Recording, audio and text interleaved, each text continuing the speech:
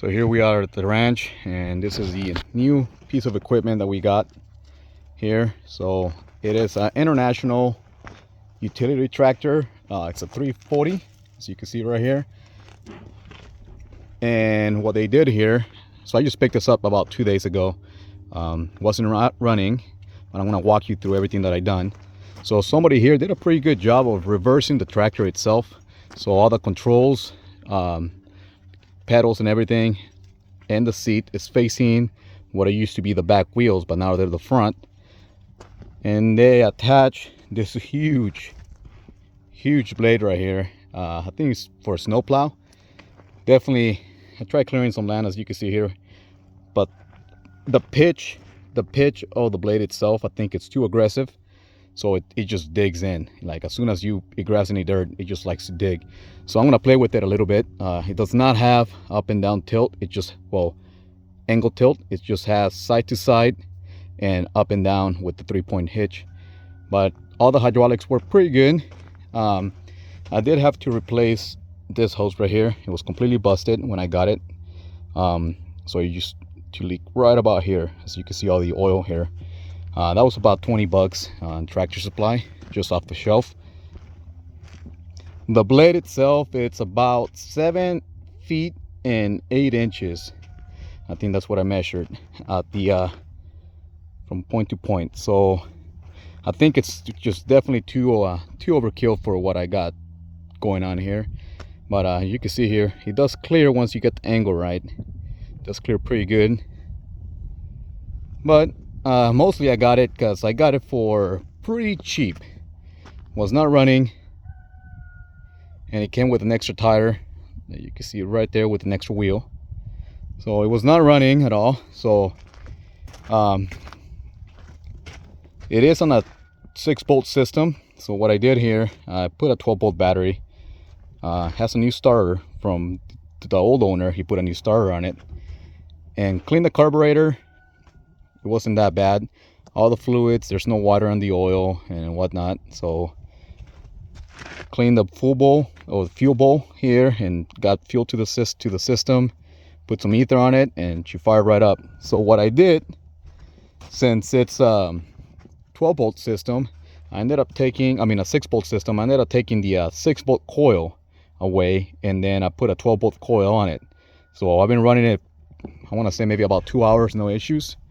So I didn't have to do anything with that timing or points. She fired right up, no issue. But yeah, super pleased. Tires are old, you can see some cracks here.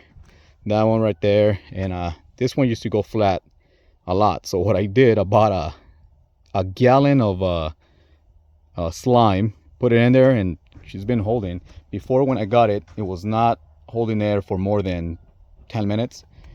So again, it's a Band-Aid on the long run. So I am gonna have to put that wheel and tire at some point. I was just too excited to get it running and trying it out. I still don't know how I feel about being reversed, but again, I'll walk you through everything that they did. And again, they did a pretty good job of swapping it over. So they added some angle iron here to extend with some shafts to extend the pedals. So I believe this is your forward and reverse for the PTO, but it also works for the transmission. So I've been using that to go forward and reverse. Now for the shifter, they added this right here and got it closer to the seat. For the steering, as you could tell here, they added pulleys and they reversed the belt. So technically it's whatever, it's opposite of whatever. If you want to turn right to this, you got to turn left on the steering wheel, and therefore the wheels turn left, if that makes sense. But it works pretty good. It does have power steering, power assist, so that's pretty good. No leaks at all whatsoever, which I'm super pleased with it. So this is what they did here. They added a platform, and to adjust the belt tension for the steering, these bolts are slotted, and this rod here is threaded, so you could adjust it back and forth to put tension on that belt, which I did. Now for the clutch, here's your clutch right here. So I don't know if you can see here, they just made a linkage all the way through across, and then that's your clutch. For the shifter for the PTO for reverse, so right now it's on forward, neutral, and of course reverse, but I'm not gonna do it right now since it's not spinning. And all they did was they added this linkage, goes through that shaft, and then back to the housing here. For the brakes, they welded both brakes together here. I guess if you were to cut the welds, you could control each one individually. And I don't know how well you can see here, these are the original pedals here. You can see the platform, and all they did was added that cam, so when you press the brakes, it engages the brake pedals itself. There's the mount that goes to the platform, another mount that goes to the platform with a brace for the back end for the seat here. So I looked at it again. If I ever want to reverse it back to original, I can, just by taking the platform itself, mounting the seat there, and then adding the controls where they need to be. So that's pretty neat. So I'm super happy with it. Again, this is right now the biggest tractor I got. I got a 20 horse right there, which is a 4-wheel drive and low gears, so that thing helps me out a lot. But this thing right here is a little bit bigger in horsepower. It runs perfect. I want to say it has maybe about 47 horsepower according to the manual on this 340 Internationals. Correct me if I'm wrong. Again, I'm just going for what the manuals say. So right now with the 12-volt system, it does not charge. So I'm gonna swap it to put an alternator there and settle that generator. That way I could produce 12 volts and everything will be happy. I did go in ahead and unhooked most of the electrical here. I do have that's an oil gauge that somebody added. So I have another oil gauge over there. The hose was leaking everywhere. I don't know if you can see the oil puddle.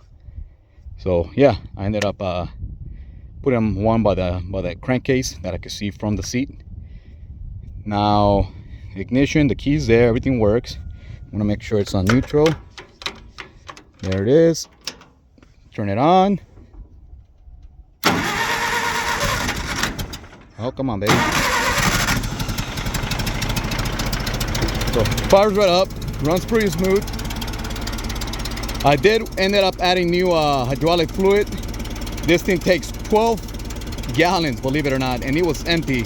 So I went ahead and filled it up, checked the level. So it has brand new hydraulic fluid, brand new oil, brand new coolant. Oh yeah, and they adapted the pipe so it comes out backwards now instead of up.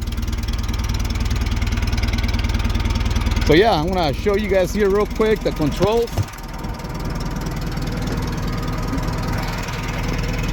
So again, this is my gas right here, my brake, my clutch. This is my shifter for forward, neutral, and reverse. Here's a pattern.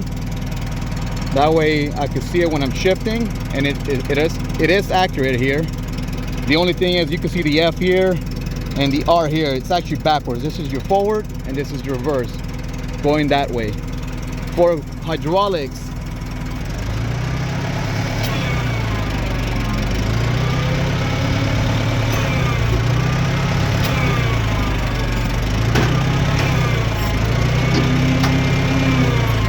and again, so right now, if I was to put it on forward and in first gear, let go of the clutch, give it some gas,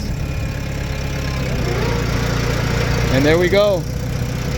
So again, instead of reaching there to put it in reverse, all I do is put it in reverse,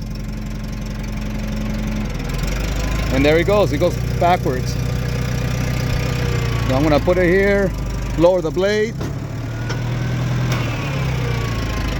put it on neutral, shut it off with the key.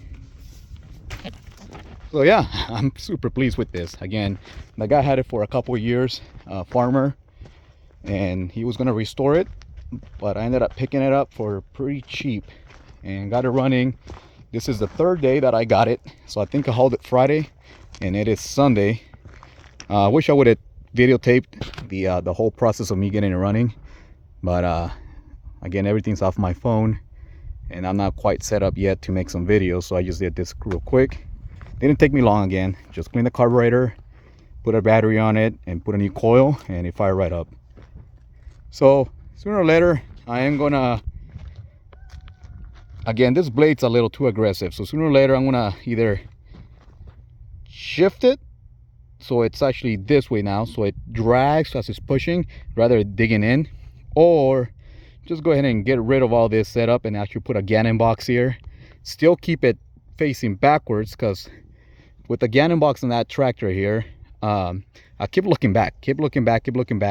So now I think with this one being faced backwards, I could see the Gannon box itself dragging and I could control it a little more. I don't know, just playing with it.